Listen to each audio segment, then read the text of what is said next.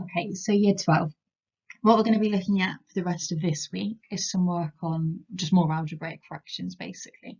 And today we're going to be looking specifically at dealing with improper fractions.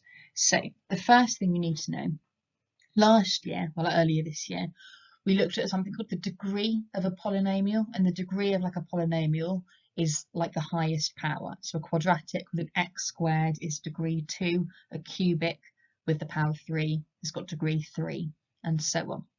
Now this here is really important. An algebraic fraction is improper if the degree of the numerator is at least, so either the same or bigger, than the degree of the denominator.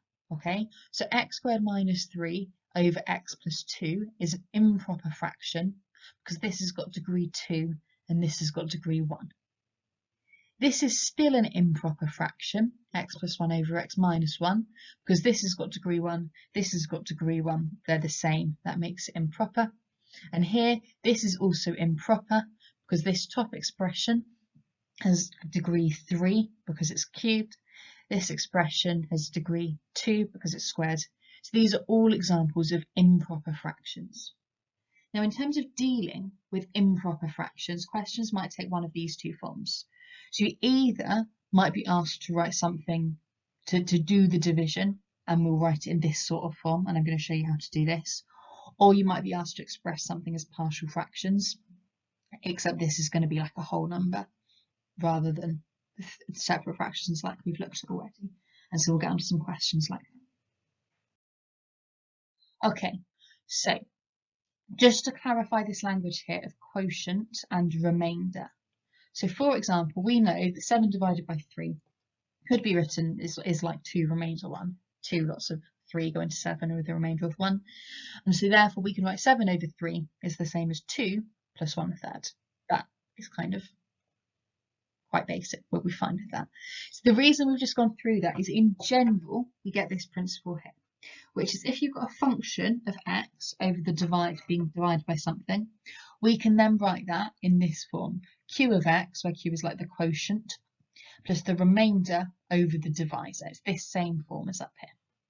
So then, this question here, if x squared plus 5x minus 9 over x plus 2 equals ax plus b plus c over x plus 2, determine the values of a, b, and c. So the first thing we're going to do, because we're dividing, we can use that method for algebraic division that we looked at with me a few months ago, kind of not long before we broke up. So algebraic long division, first of all, we're going to do, I'm just getting my pen in the right place.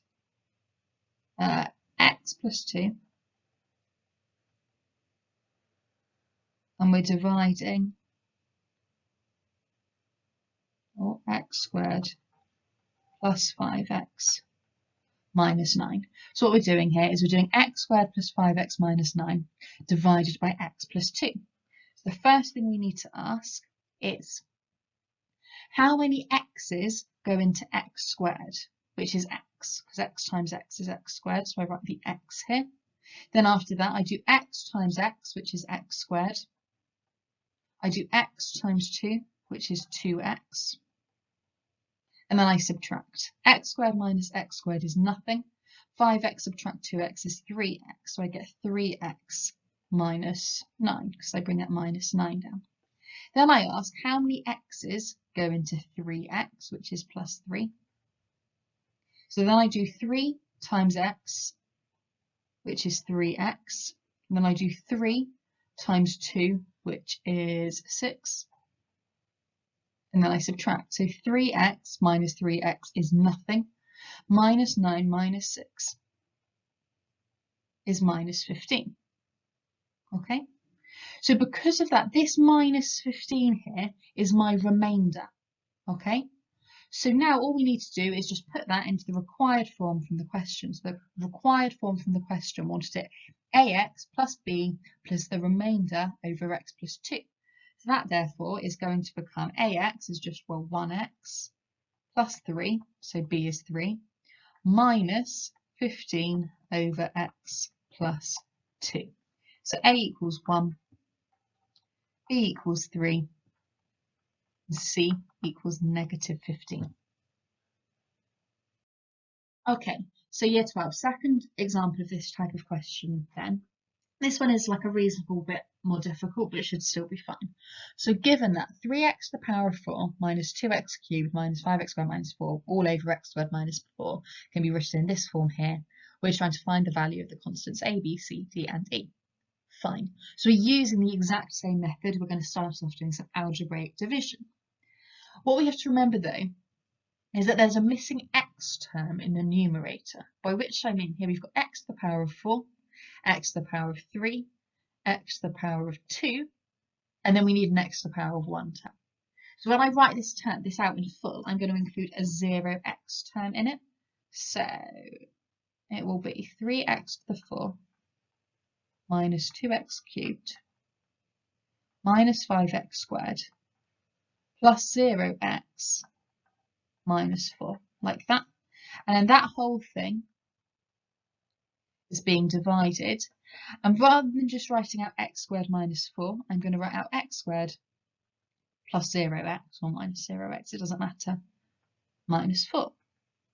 Now this is a little bit more difficult than some of the algebraic divisions you might have done so far, but the method is exactly the same. So first of all, we are saying how many x squareds go into 3x to the 4? And that's going to be 3x squared, because 3x squared times x squared is 3x to the 4. And then we do our multiplication step. So 3x squared times x squared is 3x squared. 3x squared times 0x is 0x. So I can just leave this blank. I could write 0x cubed. I mean, it's just 0. It might help you to keep track of what's going on. And then 3x squared times 4 is 12x squared. One moment, I've written that. Should be 12. Then we do our subtraction. So 3x to the 4 minus 3x to the 4 is 0. Minus 2x cubed minus nothing is still minus 2x cubed.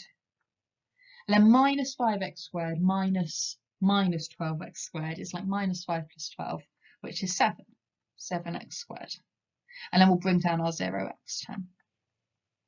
So now we're asking how many x squareds go into minus 2x cubed? Well, that's going to be minus 2x, because minus 2x times x squared will give minus 2x cubed. So here I can write minus 2x cubed. Then we do minus 2x times 0x, which is 0x squared.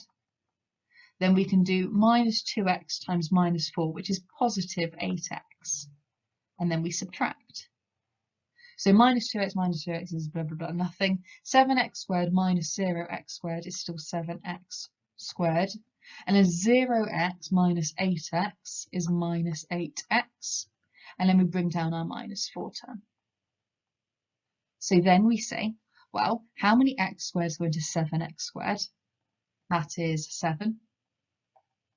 Then we multiply. 7 times x squared is 7x squared. 7 times 0 is kind of 0x. 7 times minus 4 is minus 28. Then we subtract, giving 0. Minus 8 minus 0 is minus 8x. Minus 4 minus 28 is minus 4 plus 28, which is plus 24. So then we just need to figure out everything we've done here and put it into this form.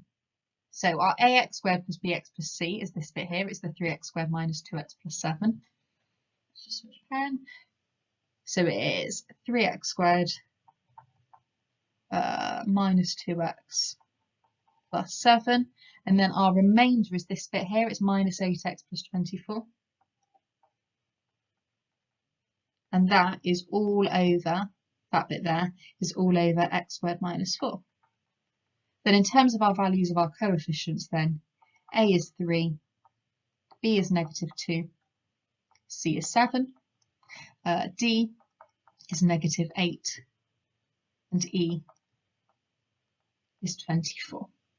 Okay, so that's all there is to it. It is quite long, like it is, like there's lots of places where it's reasonably easy to make mistakes, but hopefully if you follow all of that through, you should be okay. Have a go then. I think it's exercise 1F, and let me know how you get on.